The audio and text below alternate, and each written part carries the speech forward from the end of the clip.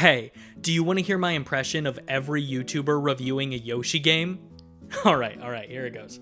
The vibe of this game is so charming, and the art direction is a real treat, but the lack of difficulty really drew me out of the experience. Huh?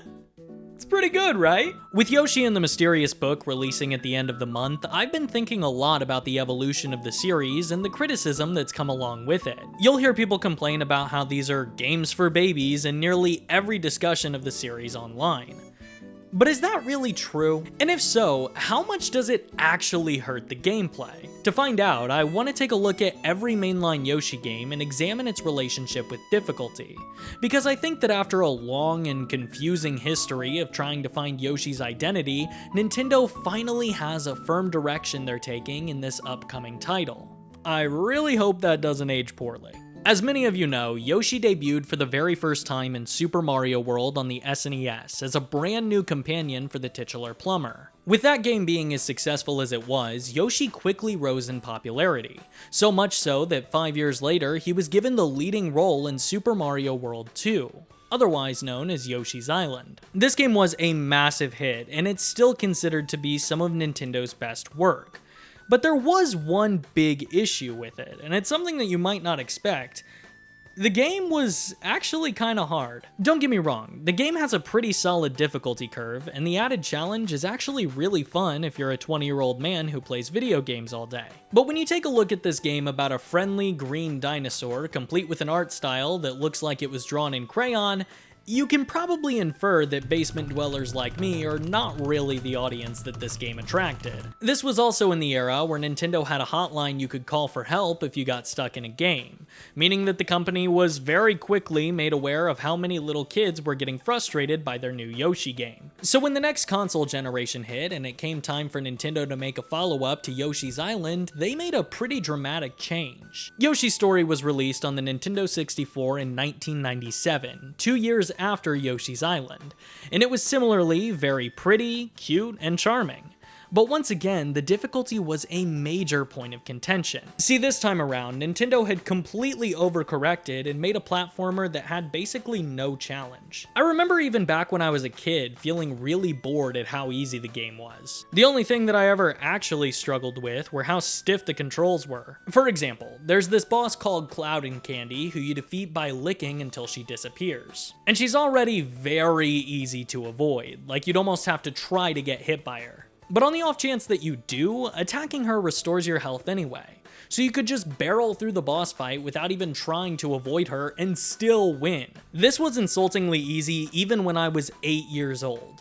So once again, Nintendo went back to the drawing board, and once again, they completely overcorrected. Nintendo went on to release 2 more Yoshi's Island games, Yoshi's Island DS in 2006 and Yoshi's New Island in 2014. The former attempted to recapture the magic of the original Yoshi's Island by adding in a random difficulty spike that made the game feel more unfair than challenging. This, on top of the new baby mechanic that forced players to replay levels more than once, made Yoshi's Island DS an incredibly frustrating and needlessly difficult slog. So as I'm sure you're expecting by now, the Yoshi pendulum just swung back the other direction in 2014 when they released Yoshi's New Island. It's widely considered to be the most bland, safe, and easy game in the series.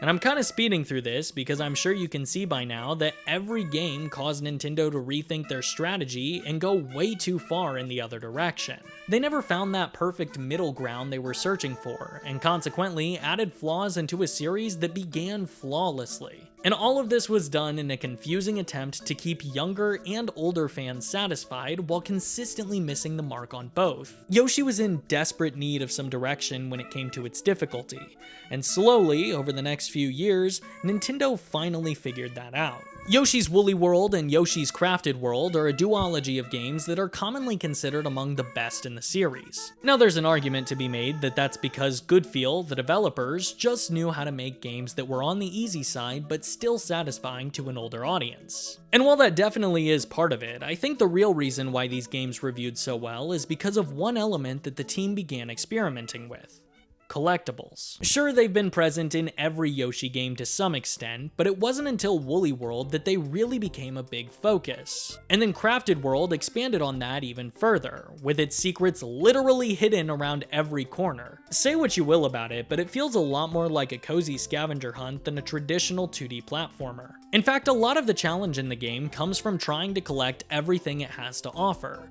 thereby implementing some optional difficulty without the traditional easy, normal, or hard mode. And seeing the generally positive reception to this change no doubt got the wheels turning in GoodFeel and Nintendo's minds. You know, maybe Yoshi was never meant to be a typical platformer at all.